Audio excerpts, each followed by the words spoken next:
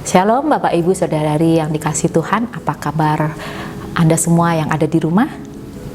Saya berharap kita semua ada di dalam kondisi yang sehat dan sukacita.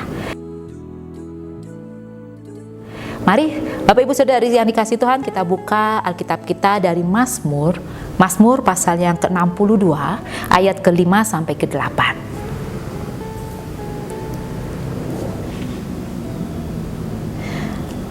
Mazmur 62 ayat 5-8 yang menjadi bacaan kita pada hari ini sudah sering dijadikan lagu. Hanya dekat Allah saja hatiku tenang. Hanya dari membaca saja kita bisa sedikit mendapatkan bahwa yang menulis Mazmur ini sedang menghadapi persoalan yang tidak mudah.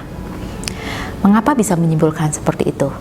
Karena sampai hari ini kebiasaan manusia, termasuk kita, mencari Allah saat ada persoalan yang tidak bisa kita hadapi.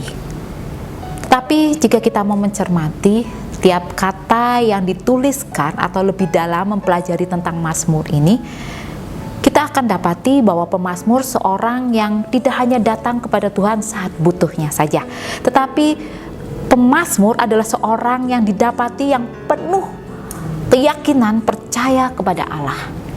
Tidak hanya mencari saat butuh saja, tetapi setiap waktu dalam segala keadaan Allah selalu diundang oleh pemazmur untuk bercakap-cakap, untuk dirasakan kehadirannya di dalam kehidupan sang pemazmur.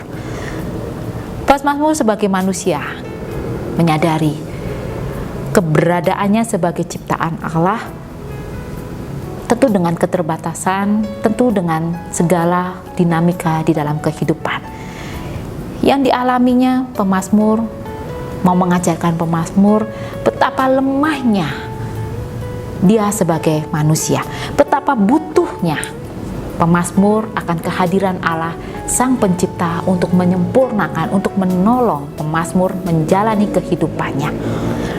Kelemahan oleh pemazmur bukan semata dimaknai sebagai ketidakberdayaan, tetapi saat manusia merasa hebat atau lebih dari orang lain, seringkali kelemahan itu menjadi sesuatu yang batu sandungan, menjadi sesuatu yang bisa menyakiti, bahkan tidak berkenan di hati Allah karena itu tidak disadari sebagai kelemahan.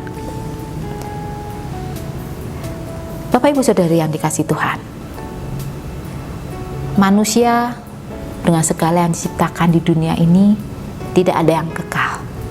Pemazmur menyadari hal itu, sehingga pemazmur di bacaan kita pada hari ini tidak mau mengandalkan hidupnya kepada manusia atau kepada dunia, tetapi selalu mengharapkan, selalu menghadirkan Allah di dalam kehidupannya. Apa yang sedang terjadi di dalam kehidupan Bapak Ibu Saudari sekalian hingga hari ini? Ketidakberdayaankah, kelemahan tubuh, atau situasi ekonomi yang sulit, kecemasan akan masa depan, ataukah Bapak Ibu Saudari sedang mengalami kekecewaan?